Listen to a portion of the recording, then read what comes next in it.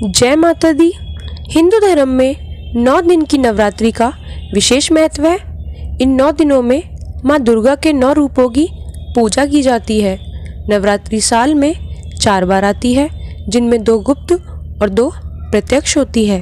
चैत्र महीने की नवरात्रि प्रत्यक्ष नवरात्रि होती है। चैत्र मास के शुक्ल पक्ष की प्रतिपदा तिथि से चैत्र नवरात्रि प्रारंभ होती है और दशमी तिथि को दुर्गा विसर्जन के साथ ही समाप्त हो जाती है। चलिए आपको बताते हैं साल 2024 में चैत्र नवरात्रि कब है, कलश स्थापना का शुभ मुहूर्त क्या रहेगा और अष्टमी नवमी तिथि कब रहेगी। इस बार साल 2024 में नवरात्रि प्रारंभ होगी 9 अप्रैल मंगलवार और नवरात्रि समाप्त होगी 17 अप्रैल बुधवार। नवरात्रि में शनिवार और मंगलवार के दिन माँ का आगमन घोड़े पर होता है, जिसे अशुभ माना जाता है। बहुत ज़्यादा शुभ नहीं मानते हैं। ऐसे में इस बार माँ दुर्गा घोड़े पर सवार होकर धरती पर पधारेंगी। चलिए कलश स्थापना की तिथि और शुभ मुहूर्त क्या रहेगा यह जान लेते हैं। 9 अप्रैल मंगलवार को प्रतिपदा तिथि के दिन, जो कि सुबह 6:02 से 10:16 तक रहेगा। अगर आप इस समय कलश स्थापना ना कर पाए तो अभिजीत मुहूर्त में यानी सुबह 11:47 से दोपहर 12:48 के बीच भी कलश की स्थापना कर सकते हैं। इस बार किसी भी तिथि की घटब नहीं है। 9 दिन की पूजा करने का पूरा समय मिलेगा। अष्टमी तिथि रहेगी 16 अप्रैल मंगलवार, नवमी तिथि रहेगी 17 अप्रैल बुधवार और दशमी तिथि 18 अप्रैल गुरुवार। दशमी तिथि को नवरात्रि व्रत का पारण और दुर्गा विसर्जन किया जाएगा। इसी के साथ नवरात्रि व्रतों का समापन हो जाएगा। नवरात्रि के यह 9 दिन बहुत पवित्र माने जाते हैं। इन 9 दिनों में भक्त अपनी अपनी सामर्थ्य के अनुसार माता रानी की पूजा करते हैं।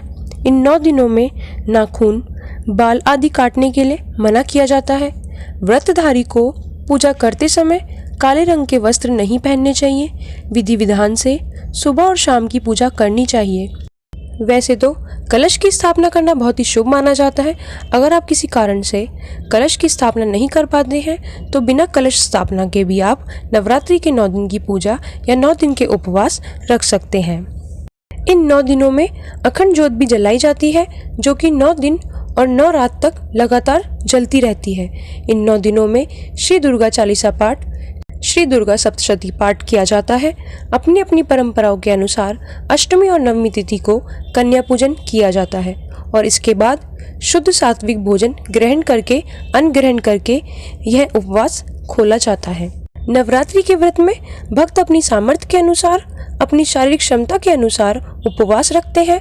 जैसे कि कुछ लोग इस व्रत को केवल जल के साथ रखते हैं, कुछ लौंग का जोड़ा ग्रहण करके रखते हैं, कुछ लोग एक समय फलाहार ग्रहण करके रखते हैं।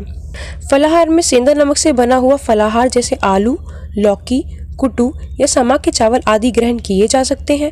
मौसमी फलों का और भरपूर मात्रा में दूध और जल का सेवन इस दौरान किया जाता है। लेकिन जो लोग व्रत भी रखना चाहते हो लेकिन बिना अन्न के नहीं रह सकते, वो इस व्रत में एक समय शुद्ध सात्विक भोजन, जो कि सेंधा नमक से बना हुआ हो, लहसुन प्याज से रहित हो, भोजन भी शाम के समय कर सकते हैं।